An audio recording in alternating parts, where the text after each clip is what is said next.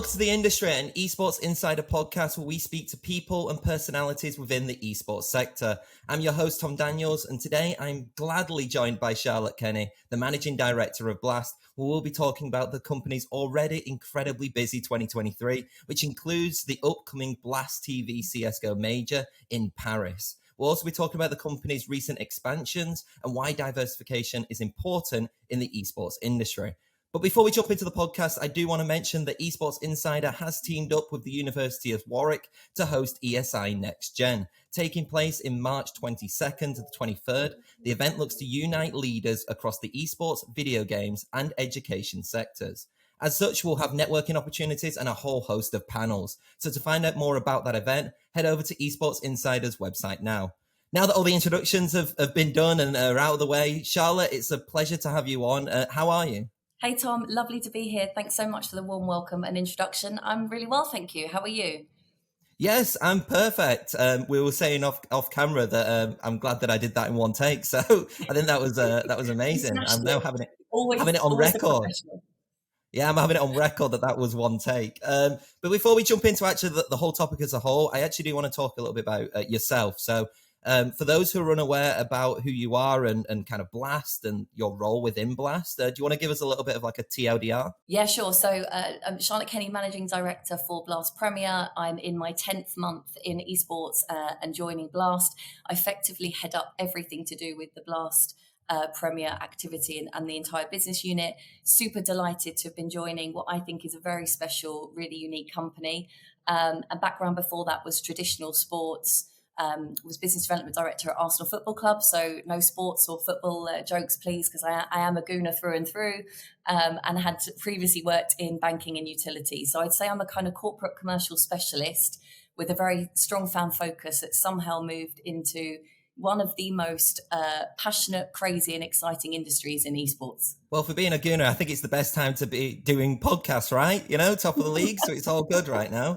To do as many of those. I've gone through many years as a Gooner where it's not been so good. So we know not to boast too much because it's a long way until the end of the season. So let's jump in straight into, I want to talk about the Blast Major. I know we probably should talk about it like middle of the way through, but I just want to jump in and talk about, Blast hosting a CSGO Major this year. It was obviously announced last year. It was a major announcement. But I do want to know, like, how was the process of getting the CSGO Major? What was it difficult, and how long was that process? I think the great thing about Valve is that they're sometimes seen as kind of an invisible organization, but they actually are extremely personable and care so much about the community and Counter-Strike. So for our personal experience and my involvement through the process, it was very strong, very positive.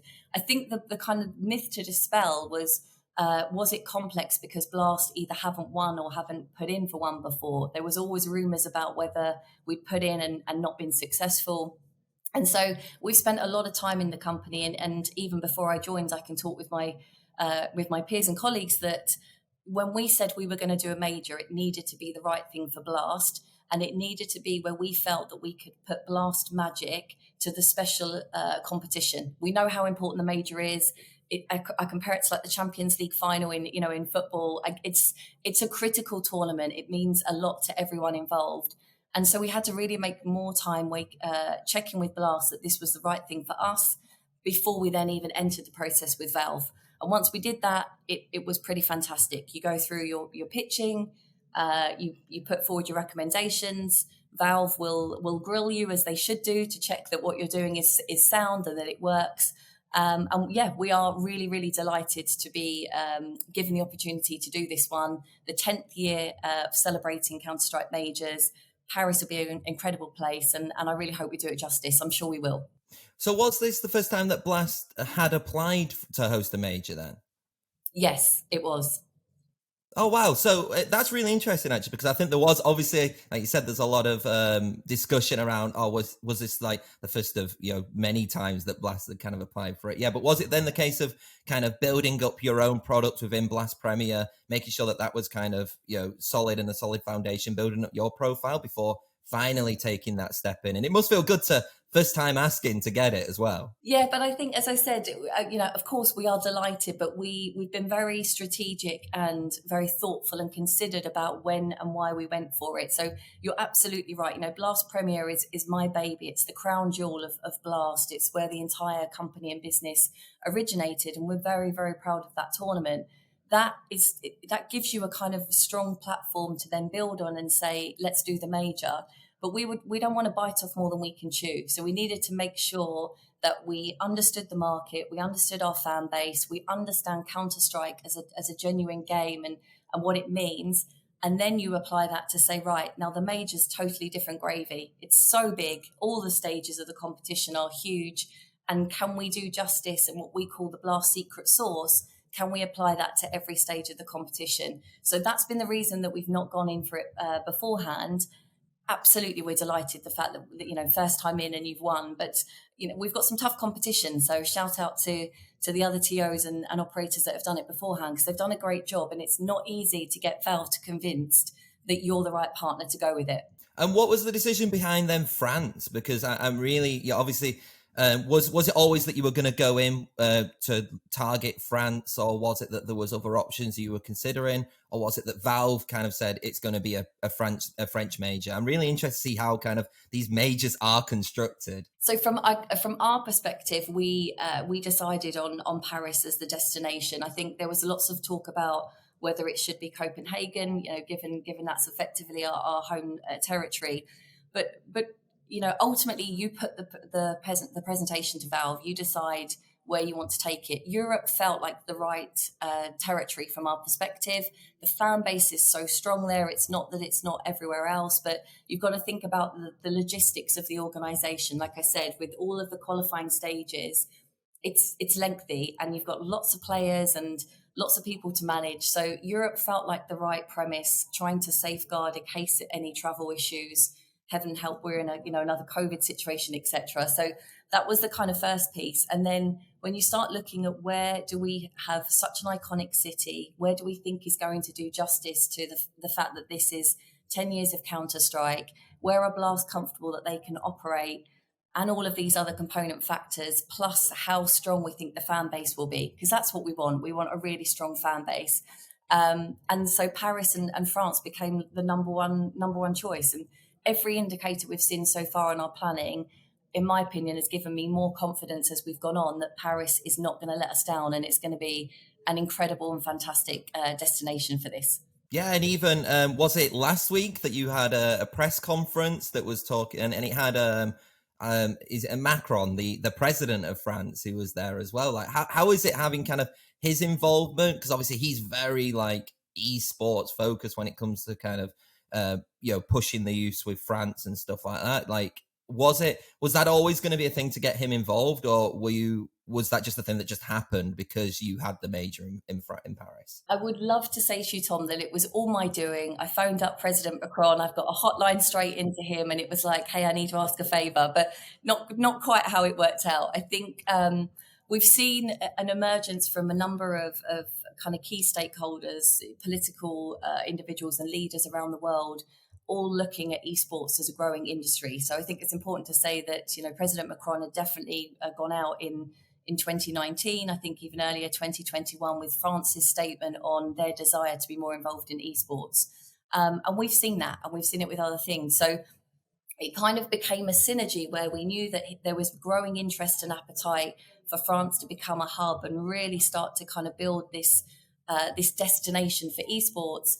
And we know that the Paris fan base is so strong. So it became connections and a kind of a beautiful synergy, as we'll say. But having his endorsement and having his backing, I have to say, is fantastic. And there's not many businesses or many opportunities where you can say that you've got the president of France saying, this is fantastic, I'm opening the doors to my city and get on board. So, I'm really happy on how it worked out. But in truth, it wasn't like a bat phone call in and he jumped on and helped. Yeah, I think it really goes to show how certain esports industries are starting to embrace. Obviously, we've seen it. I know India have now recognized esports as like a multi-sport event, like from a government standpoint. I mean, the UK is lacking behind a little bit, if we're being honest. But yeah, like seeing like France, Spain, Germany kind of really embrace it. Denmark, obviously, all the Nordic countries have always done that. It is fascinating to see. And I think what I also found really interesting about the France Major is that it's not just the Blast, Paris Major, it's the Blast TV Paris Major, which kind of leads on to my next point, is that you also kind of use the major to do like a pseudo launch of Blast TV, which is your media platform. Now, I don't know if everybody's going to be aware of what kind of Blast TV is. So could you give a little bit of background before we chat about Blast TV of what is this platform? Yeah, it's basically our window to the world is kind of the best way I could describe it. So it's the home that we want for all of our Blast events and all. So it will hold all of the Premier activity, and as we move into more titles, it's basically anything for esports Blast related. It's a one-stop shop, sort of front way to the window. And the premise behind it, we've been building this up for the last year or more, and there's a fantastic team of people behind the scenes working on this, is the growing community involvement, the amount of outreach that you're seeing on Twitch and YouTube and all these other channels. They're not going to go away. But what we're seeing is a need for fans to be closer to the action. In football, you think of it like the Tunnel Club or the fans that are in the front row of the stadium. That's exactly the same in esports. Fans that are so connected, so passionate, want to be communicating with each other in much more kind of unique ways. And that's the beauty on Blast TV. It's a platform that lets you watch all of the games, but connect with like-minded fans. We're going to add in much more different features, like being able to pause live action, rewinds. It's basically like, in our view, the best entertainment and the best way that you can watch any esports property we put on there. Yeah, no, and to be fair, like when I was speaking to someone else from Blast about when it was launched in general, it was the sense that this is not a replacement of of Twitch and of YouTube and of all them, but it's actually, if you're more of a hardcore esports fan and you really want to know more about like the CSGO scene and kind of be more statistically involved in it as well, like that seems to be the platform for it. So yeah, like I 100% agree. But actually, it does kind of lend into then this topic of diversification. Is that, did you think that it was important for Blast to kind of diversify into this other project as well? Because it's a growing trend within the esports industry that you can't just be a one-stop kind of shop in terms of what you are doing. You can't just be a tournament organizer. You have to be something else on top of that. You can't just be an esports organization. You have to be an influencer creator guild as well and stuff like that.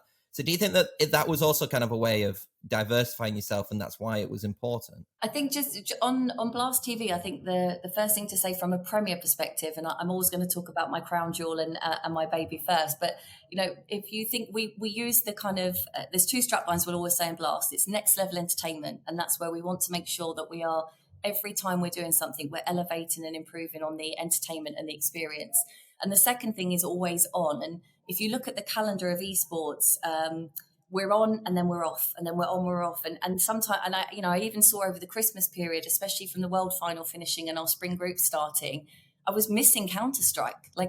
I'm not playing it, but I like watching it. And you're in a bit of a lull when there's no tournament.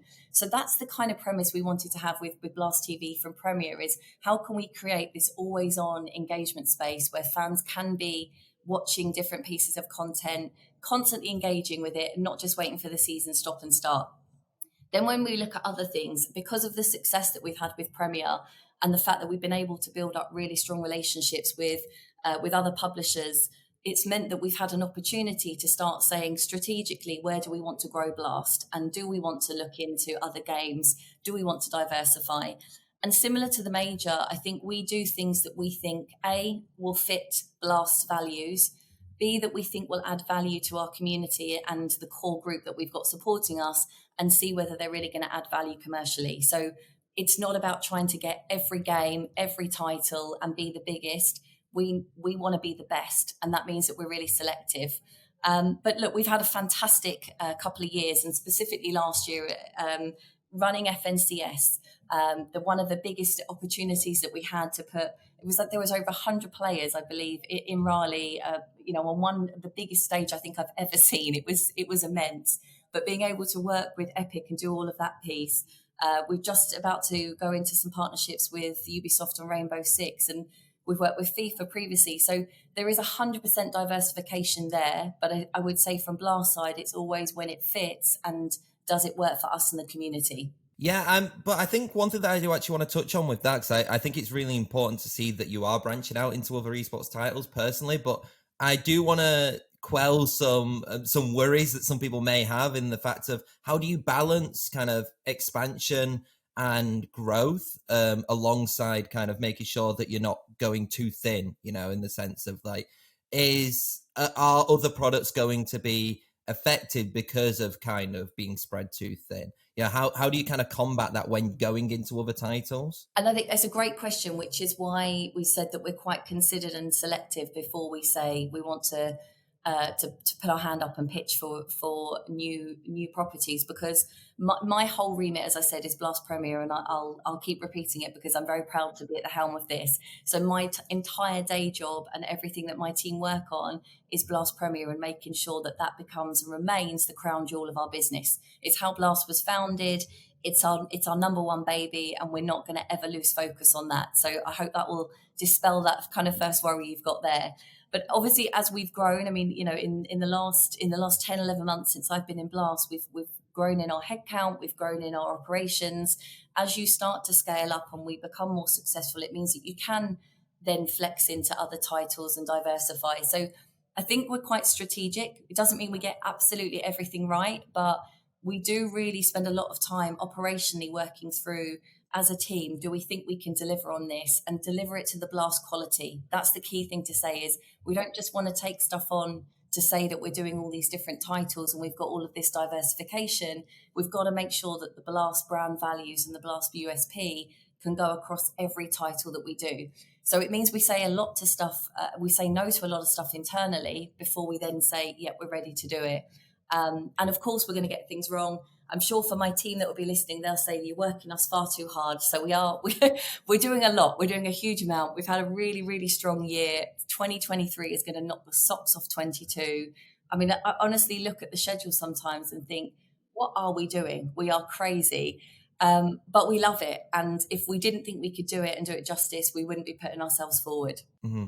Yeah, I think what you said there is kind of dead on, and is that for like kind of a lesson for the greater esports industry as well? Is that while diversification is really good, it is important that it is still manageable, and that you've got to kind of expect the worst sometimes to then get the best out of it. It's like, what is the worst kind of situation if we were to kind of expand into that, as opposed to if we expand into this will definitely happen. Do you think that then, with kind of unfortunate as well, with kind of the economic times that are kind of happening within the esports industry, obviously there's a lot of investment which isn't coming into the sector as much as it used to, more from like the teams and the organization standpoint. Do you think that then it is more important, more than ever, to kind of branch out and reach out into other different sectors, maybe not even entirely esports, but actually into other kind of gaming related sectors as well? Yeah, I think it's hard to say as a general rule of thumb, yes, everyone should. I mean, every indicator you look at on esports, whether it's on viewership, participation, grassroots academy, sponsorship, revenue generation, and the whole commercialization, everything is growing. And everybody that's in esports is either here because you're an absolute avid, passionate gamer, or you understand and can see the commercial value of this industry and where it's going to go, or where it's already progressed from. So it's quite hard to kind of say as a broad brush of everyone should diversify, or no, you should batten down the hatches and focus on your specialism. I can only really talk from Blast's perspective about what we do.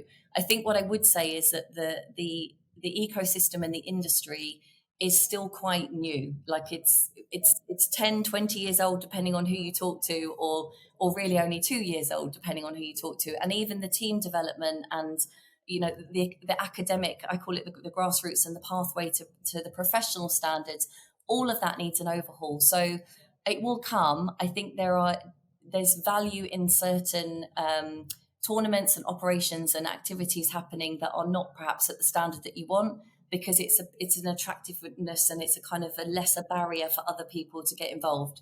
So I wouldn't necessarily say it's got to be tier one and professional all the way through. But different tournament operators and different businesses will have, a different approach based on their own standards. So for Blast, all that we do is say that when we're going to do it, we expect it to have the Blast secret sauce and the Blast level of quality. And if we can't do that without dropping any of the other bits, we're not going to do that. But I really hope that others take a different approach and that they do start to trial and test and build things, because there's only one way for esports, and it's up. Yeah, and I think it is very much at this point, it's kind of like finding those missing pieces to the puzzle, isn't it? It's kind of like making sure like not every piece is going to be completed in a certain way. They're all a little different in their own little way. So there's diversification might be one for one kind of route, and kind of sticking more to just traditional, sticking with esports professionally competition might be another route. And it's also very interesting to get like a tournament organizer's perspective, because obviously that's completely different, I think, than what some teams and what other stakeholders in the company. So I do appreciate you answering that really much so. And then kind of let's go back then onto the Blast really and talk about the expansion into titles, because one for me that was really interesting was this deal with Ubisoft with Rainbow Six Siege.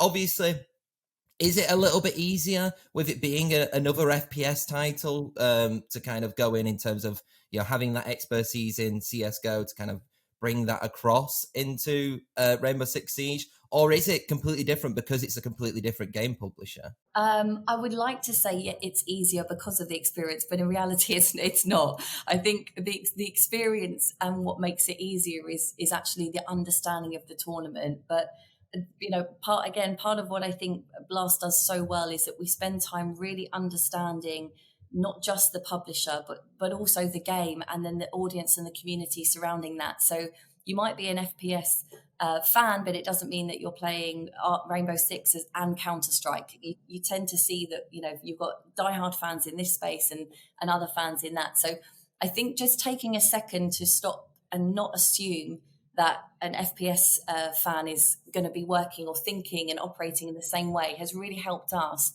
to build up a relationship with Ubisoft and say, well, what's important? What's important for them? What's important to the fans? How do we then want to build the format?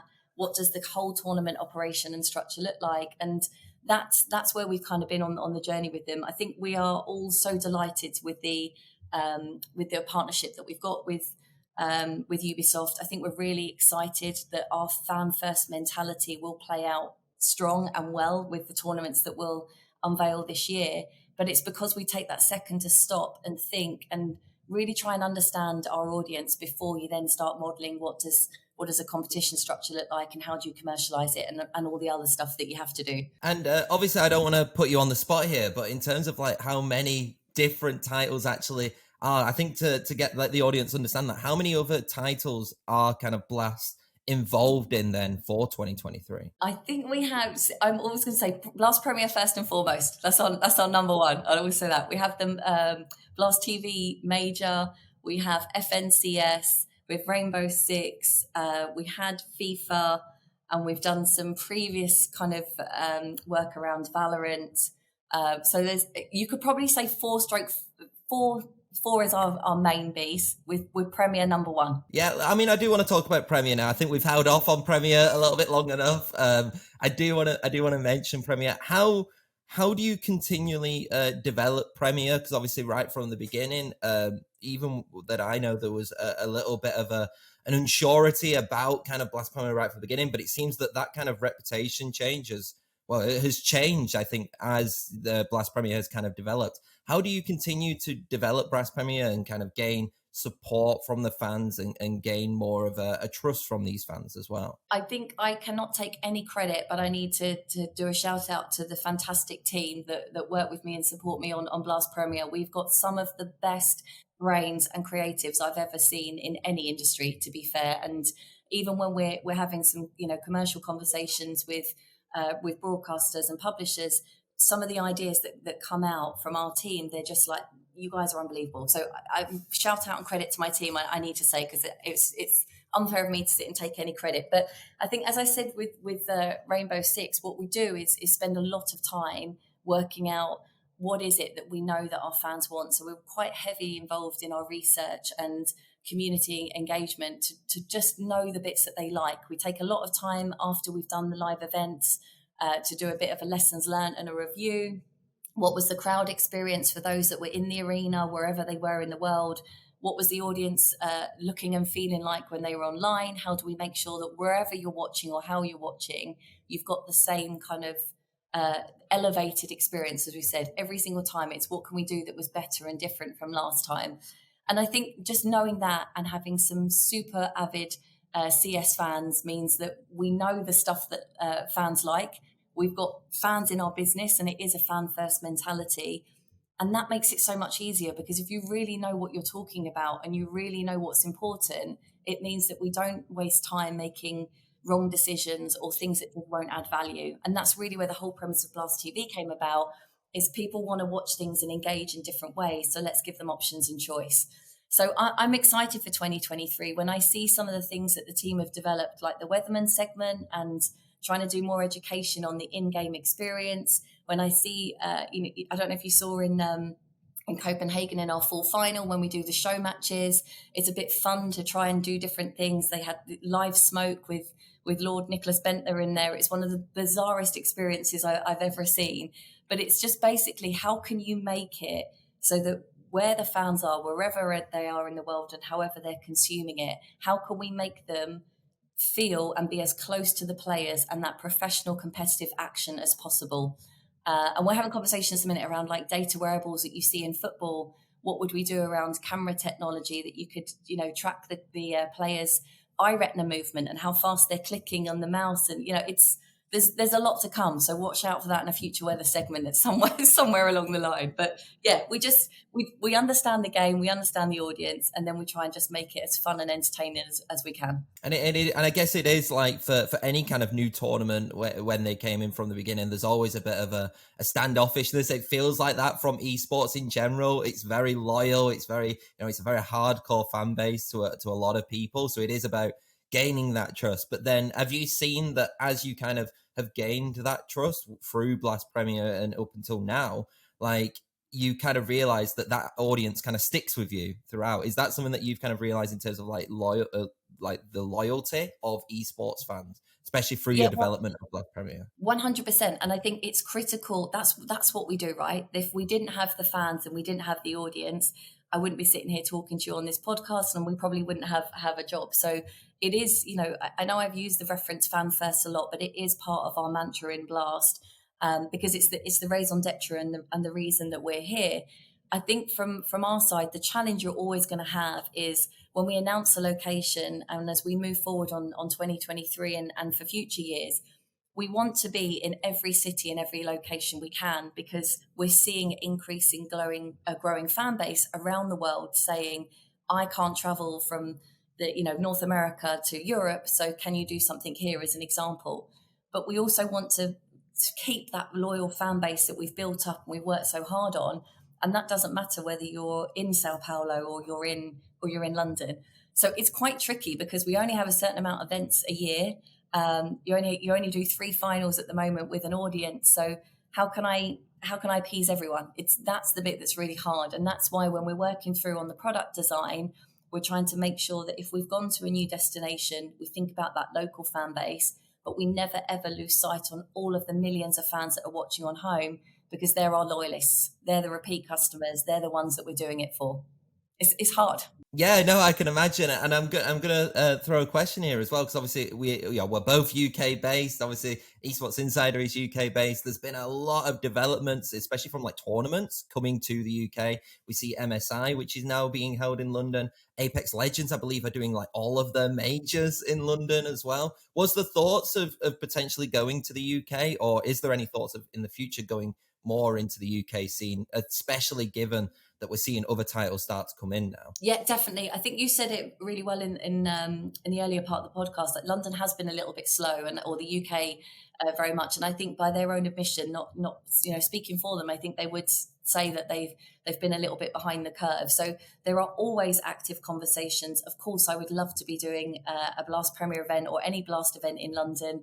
It's a super easy commute for me, and I think London is a very special city as well. So we always have lots of conversations. I think there is absolutely a growing interest, and we've found with Blast Premier, as we start to look at where we're going to take our events for 23, 24 and 25, we're being approached by so many more cities globally than we were 2 years ago.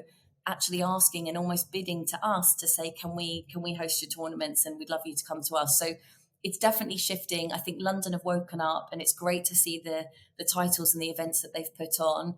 I will say there's open conversations, but there's open conversations with lots of places. And it's watch this space. If we get one in London, I will very much let you know. I'll be back on the podcast talking about my commute and telling you how easy it's going to be. That'll be the best, the easiest journey as well. It'd be great. So to kind of like wrap up, I say wrap up. These are probably going to be two quite heavy hitting questions anyway. But from like a tournament organizer perspective, as Blast with Blast Premier, like how do you feel kind of the esports ecosystem for tournament organizers is going to be in 2023? Because we've seen a lot of discussions about what it's going to be for teams and esports organizations. Unfortunately, we've seen some shut down in recent. I know E United was one of the major ones that recently shut down. But what do you think kind of like the ecosystem is going to be from the tournament organizers and people organizing these tournaments? You definitely are saving the heavy hitting questions to the end, aren't you? Luring me into a false security of a nice chat, and then you go with this one. But only joking. I think it's a tough market, right? I think we talk very positively about increasing fans and viewership. We talk about the professionalization and the increase of players and teams, but from a tournament operations perspective and from our organization side, this is still extremely cost heavy, and it's not cheap to run the events and to put on Blast Premier to the quality and the standard that we do. And so there's a lot of pressure around balancing the books and making sure that we're not biting off more than we can chew, but that we maintain that product quality. And there is revenue and opportunities to commercialize the whole sector better, but they take time. So it's not a kind of overnight success. It's not a one-hit wonder. And I think that means that there's much more pressure on tournament operators than there has been previously. I think we'll probably see, especially when you look at the macroeconomics, and not to get into politics, but the whole world right now is suffering one way, shape, or form, and it's a tough time to be in business and a tough time to be an esports fan. So we've got to be smart, we've got to be selective. I think we'll see certain operators stick to what they know, a bit like Blast, and you kind of hunker down on the things that you are confident on. But I think the fact that there is so much growing interest and appetite, you'll probably see an emergence of others that might start taking a risk and looking at doing other things. So I hope that there will be a blend of both, because ultimately that's how I believe the ecosystem will continue to thrive and grow. We've got to adapt. Yeah, personally, I think for me, it's not, essentially it is going a little bit down, but eventually it will kind of shift. It's not necessarily that it's going to go up to what it used to be, but it'll be in a different direction, and hopefully then more into, with profits and with revenues and stuff like that, into just a different value and a different revenue kind of systems towards that. I guess for me though, what's really interesting is with Blast Premier, obviously having member teams involved in Blast Premier, like, does that kind of add a little bit of a different dynamic? Because in a way, obviously these member teams are very much like on part of the brand of Blast Premier within that. Is it kind of like you're focusing on Blast Premier, but then you're also trying to keep an eye on these other member teams to make sure that they're all okay and everything like that? So I'm guessing communication and constant communication must be happening through that. So you mind discussing a little bit about kind of these potential topics that are discussed and how it is kind of managing these Blast Premier teams, but then also managing Blast Premier as well? Yeah, sure. I mean, it's from our perspective, we say in Blast that we've got 12 partners. So I've got a kind of Blast hat, what's right for us, and then the member teams, and the way that it works for our guys is that we are very proud of the 12 teams that are part of the Blast family. They're with us on the circuit. And we've been working really hard to build up our relationships and to make sure that we understand those teams, their business drivers, even their player dynamics, just everything. The variance in those 12 teams that are part of the Blast family is vast. You've got teams in North America operating on totally different time zones to teams that are in Europe. You've got, different dynamics on whether they've got a female roster or a male roster, and who's the best and how much they practice and have they got a nutritionist. So just everything. It's unbelievable, the variance. I'd kind of say it's like, again, I always use analogy terms, but it's like, the FA Cup, you've got the top tier and the bottom tier all in this big family, and they've all got strengths and weaknesses that are very different from one another. So it could be challenging at times from our side to find common ground, but I think they are critical and they are fundamental to our family, and we call them the family because we very much see it as that. We wouldn't be able to run the events and to put on the Blast Premier events without the support of our teams, and we're really, really grateful and thankful for them. And we spend a lot of time, and we need to spend a lot more time working through how collectively we can entertain and keep this industry growing. So we need to be better, and it's the kind of things we have been talking through with them about communication, governance, looking at format changes for 24, rather than Blast sitting in a corner and saying, oh, hey, we think we should be really cool if we did this, this, and this. We're trying to build the teams into our thinking and our strategy work to say, well, what do you guys like doing? What actually resonates with your fans? What data do you have? What if we did this? How do we change that? And even on the most basic stuff on the players' schedules, when you actually look at, you've got teams around the world that are coming to our events, their pattern, how it fits with other events and other tournaments they're doing, just even their own family lives. We really need to be mindful on that sort of stuff because it's tricky. It's a real jigsaw, as you said, to fit everything in. But I firmly believe that part of our success and what will continue to make us be better is how we collaborate and communicate more with our member teams, and how collectively we always keep that fan first mentality. And that's what we're trying to do. Yeah, that's great. Then as a final question, I know obviously we're right at the beginning of 2023, but just picture yourself at the end of 2023, Blast seasons, you're probably announcing 6 other titles that you're going into at the end of 2023 or something like that. But what would you kind of be happy with if you've achieved at the end of 2023? You're looking back and you're thinking, we're glad that we managed to pull this off, or we're glad that we managed to achieve this. Like, is there anything in particular that you would be happy reflecting on? There's probably 5 key goals from me, but I'll try and sort of summarize it. The first one is going to be, I'm sitting on a beach somewhere with a cocktail saying at the end of 23 how fantastic our Blast Premier events were. Every single event, wherever it was in the world, spring groups right the way through to the world final, every event has made our teams, our audience, our community, and our staff proud. That's kind of goal number 1 for me. Number 2 is that we have left a really strong legacy with the Paris TV major, and that we've actually made people understand why Blast pitched for it, why we were right to win it, and why Blast TV is very unique and special as an entertainment platform. So I want to be looking back and saying, maybe having a baguette or a glass of wine again in Paris and saying, yep, we nailed that.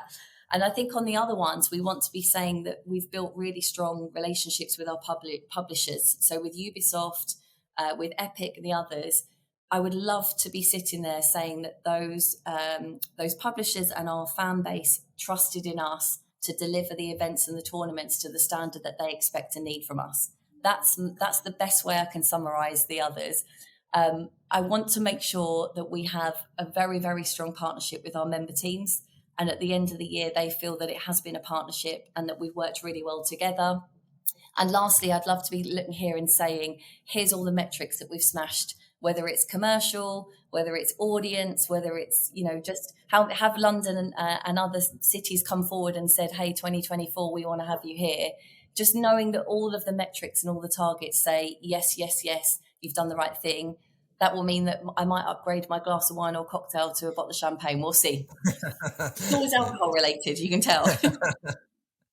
Charlotte, it's been an absolute pleasure having you on the podcast. Genuinely, I really appreciate it, and good luck with the Blast TV Paris major, and also good luck with Arsenal. Man City, mate, probably will end up winning it in the end, but good luck with Arsenal for the end of the season. I appreciate it. Thank you, Tom. I really appreciate the chat. Thanks for your support, and we'll just keep following and supporting us for the year. It's 2023 is the one to watch. Perfect. And that's been it for the industry podcast. If you do want to watch any of the previous episodes, then they're all on YouTube, they're all on Anchor and Spotify and wherever you can watch and listen to podcasts. Also, we have a diversity focused podcast, ESI for All. I've not been told to plug that, but Riley does a great job with that, so I heavily encourage anybody to do that. But yeah, until then, I'll see you next time.